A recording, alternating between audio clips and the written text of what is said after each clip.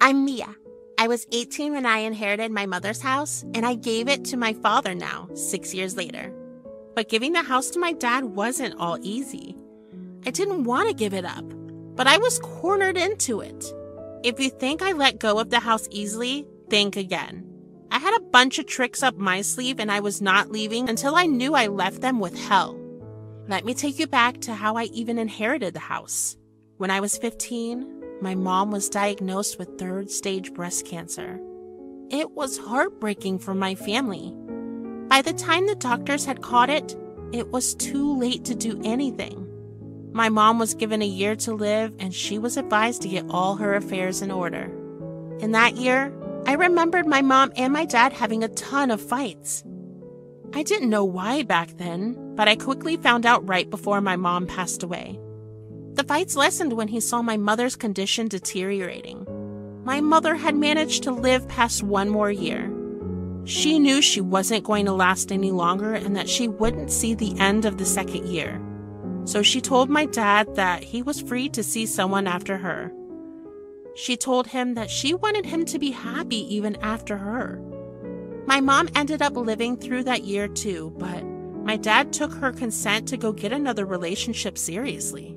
About 2 months after my mom gave him her consent, my dad found someone. He began seeing my current stepmom, Gina. He was so busy with Gina that he stopped coming back home to take care of my mom. When she got hospitalized one last time, he never showed up. I remember being so angry with my dad, I couldn't even believe he abandoned my mother when she was suffering. You have to be a special kind of heartless to do something like that. I remember watching my mom struggling to breathe while she was hooked up to all these machines and just sobbing. I had no one by my side. It was only me and my mom. Mom's parents had passed away a long time ago, and my dad's parents were in an entirely different state. My mom was a single child, so I had no aunts or uncles on her side. I was all alone, dealing with a huge amount of grief. When my mom gained consciousness for the last time, she asked me to hold her hand. I had to stay strong for her because I knew that she felt horrible for leaving me this early. She struggled to speak, but she told me she had to tell me something. Darling, I need you to listen to me. Yes, Mom? Remember how Dad and I have been fighting a lot since I got diagnosed? Yeah? I'm so sorry Dad's being such an ass. You deserve better. I know I do. That's why I have you, darling. Your father and we've been having issues for a while. There was just the straw that broke the camel's back. Mom, I'm trying really hard not to cry right now. You can't say these things to me while I'm trying to be strong for you. Don't try to be strong. You already are. But I need you to hear what I want to say. Yes, okay. Please, tell me. Your dad is angry that I'm giving you the house. You know, our house was in my family for 3 generations. I wanted to go to you, darling.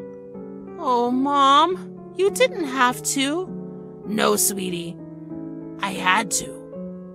I wanted to. Thank you so much, Mom. But I'm scared that your no good dad will try to take it away from you. I won't ever let him do that. I promise. Good. But if he manages to do that, promise me that you won't let him live in that house peacefully. You don't have to worry about any of that, Mom. I will make living in that house a hell if he ever manages to take it from me. Good. You know I love you, right? Yes, Mom, you know I love you too, right? Yes, darling. I'm so lucky to have you. Me too, Mom. Me too. I feel so tired. Go to sleep, Mom. I'll be right here. Good night, Mimi. My mom never woke up after that. She was gone, just like that. I was glad I got to have one last conversation with her, but I was devastated. I wanted nothing more than to lay in my mom's lap and cry, but she wasn't there anymore. I had to be the one to call everyone, including my dad, to inform them of my mom's passing. My dad showed up at the hospital to sign all the necessary paperwork, but not once did I see any pain or sadness in his eyes. He looked like he had come to sign some unimportant documents. He barely regarded me.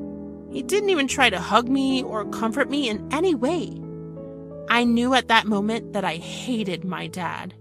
My mom's funeral was arranged by me and my mother's best friend, Kira, who had lived across the country. She flew in to take care of things and to take care of me. Meeting her brought about a different kind of closure for me. She told me stories of my mom and her in their youth. She gave me a different perspective of my mom that only made me wish I had known my mom all her life in the same way she had known me for all my life.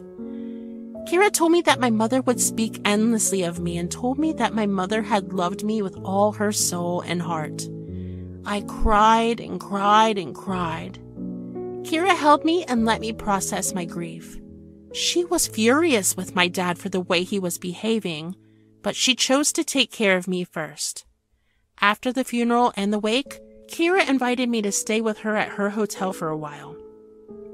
She took me around the city and let me buy whatever I wanted. She did her best to cheer me up. That's why I opened up to her and told her about my mom's last wish. Kira raised her eyebrows. Wow, your father really is a piece of work, huh? Your mother had to use her last few breaths to warn you about him? Yeah, I'm angry about that, but some part of me feels cared for, you know? Of course she loved you, Mia. I know she didn't care that she was in pain when she warned you about your father. She wanted the best for you and wanted to protect you at all costs. Yeah, she was the best. Although I don't know if my dad will actually do something as cruel as that. Baby, your dad barely cared enough to show up to your mom's funeral. I don't think stealing her property from you is more cruel than that. You're right. My God, what will I do if he does something? Simple. You come to me. We'll figure out what to do. You're amazing, you know that? I know, dear. I stayed with Kira for about 2 weeks, and then she had to leave. I was sad, but I was comforted by the fact that she was only a phone call away. I returned back to an empty home. My dad hadn't come back since my mom passed. He chose to stay with his girlfriend instead. I honestly didn't mind that. I stayed at home alone for a couple of months. I worked a part-time job, and that allowed me to pay all the bills along with my expenses. I made sure I attended school and kept my grades up. I knew that going to a good college wouldn't happen, considering I didn't have any savings to pay for it. My grades weren't high enough to get me a good scholarship, and my dad didn't have that kind of money either, because my mom treatments had drained everything. Kira helped me out a lot by paying for me to attend community college, which helped me out a lot.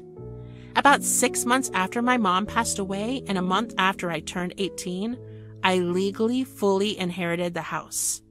Since the house was part of my mom's family for generations, there was no mortgage to pay, and my state didn't have an inheritance tax. All I had to pay for was utilities. I was happy, but that happiness was short-lived. My dad showed up at the door with a very pregnant Gina. I have to be honest and say that the sight of him made me very angry. Seeing that it only took him a couple of months to get his girlfriend pregnant was even more enraging. I hated it. I wanted to slam the door in his face, but I didn't. I was curious to see why he had suddenly come back. "Why are you here?" This is very awkward, but, Gina's pregnant. Yeah, I can see that. And, our place is really small. We don't have enough money for a new place, and we were wondering if we could stay here. You're kidding, right? You abandoned Mom and me as soon as she said you could find someone else, and now you've come back when you have nothing? Do you even know how messed up that is? I know, Mia. I messed up big time. I was dealing with a lot back then. I know it doesn't seem like it, but losing your mother took a huge toll on me too. Yeah, and that's why you ran off with the first woman you found? Mia, that's none of your business. Tell me how it's not my business, Dad. I was alone with Mom during her last few months alive. I was the one that cried myself to sleep every night. I was the one next to her as she breathed her last breath. You barely even showed up to the funeral on time. I get it. I made a huge mistake with how I coped with things, but you can't take this anger out on Gina. Why? Did she not know that you were married and that your wife was dying when you got together? No, she knew. But she helped me out with a lot during that time. She helped me cope, and even though it hurt to lose your mother, I knew that I could return home to someone who loved me. Right. Because your daughter was not enough of a reason to come back?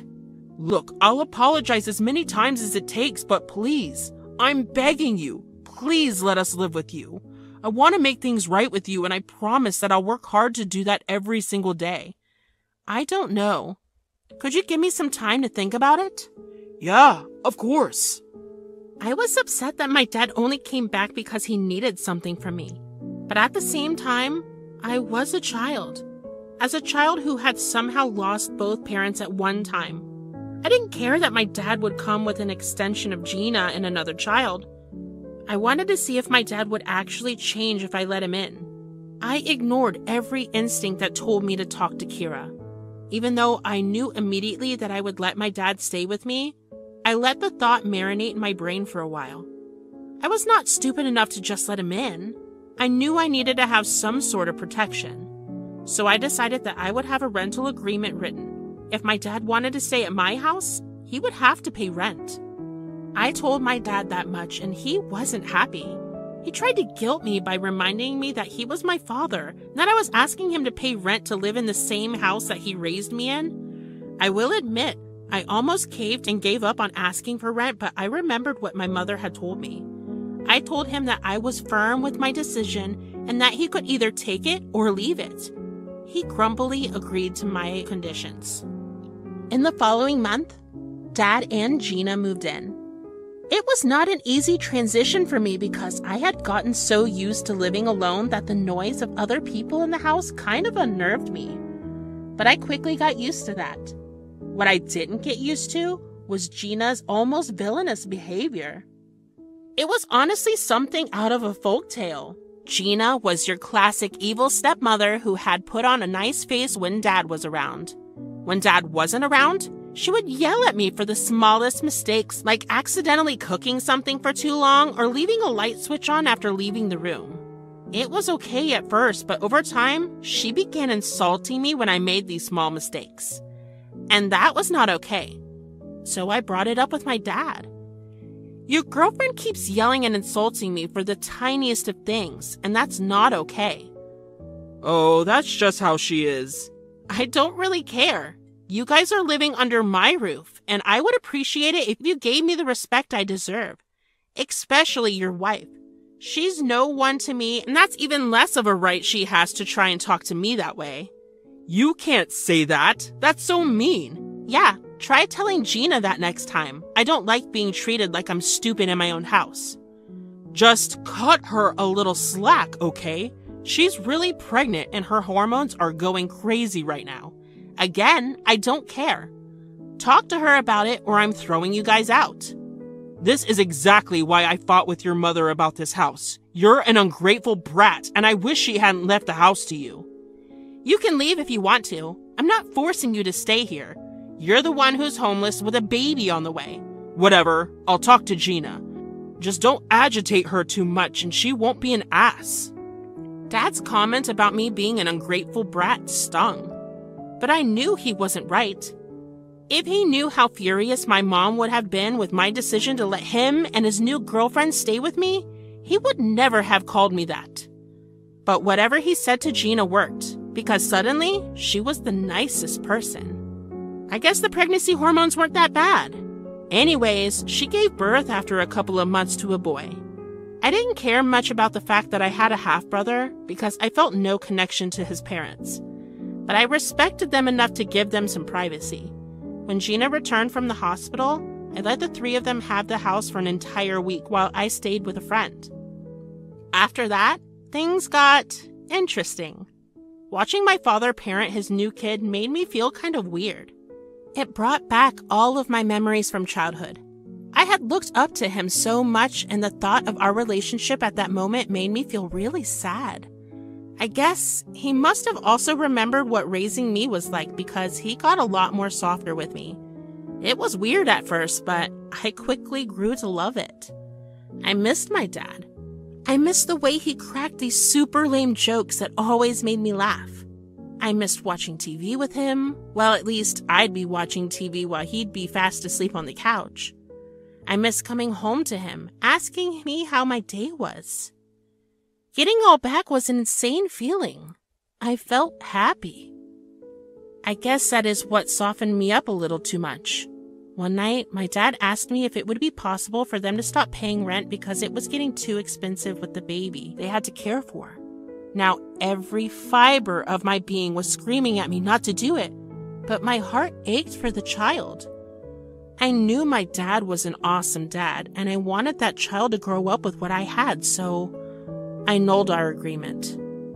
That's when Gina's rude, mean girl behavior came back.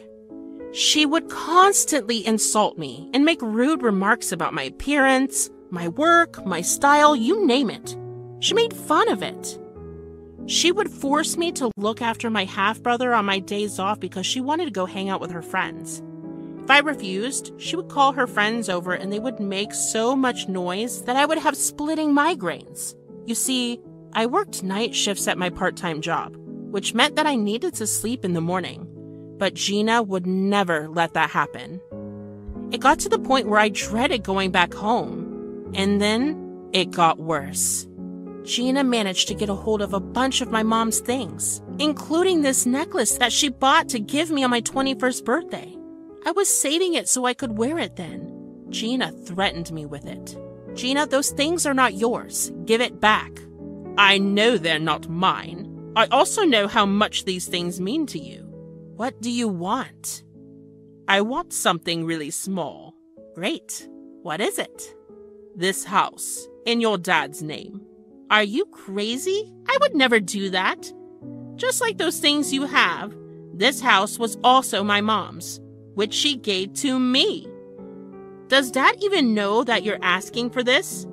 You have to choose between one of them. You can't have it all. Of course he knows. He approved of my plan in the first place.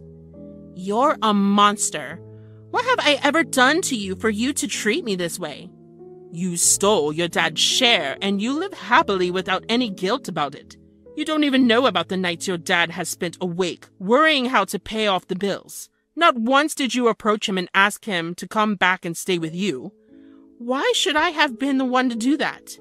He was my father. He should have come to me, not the other way around. He had no problem doing it when you were in need. I don't want to keep talking about this. Make your decision. I'm leaving you a week, or these things are getting burnt. I was a mess. I mean, my mom guessed correctly that my dad would try to take the house from me. But for it to happen this way, I was panicking. I called Kira up and told her about everything that had happened. She was not happy with my decision to let them stay with me and then also nullified the agreement. But she still comforted me and told me not to worry about anything. She told me that she would help me find a new place to stay, and until then, I could stay with a friend.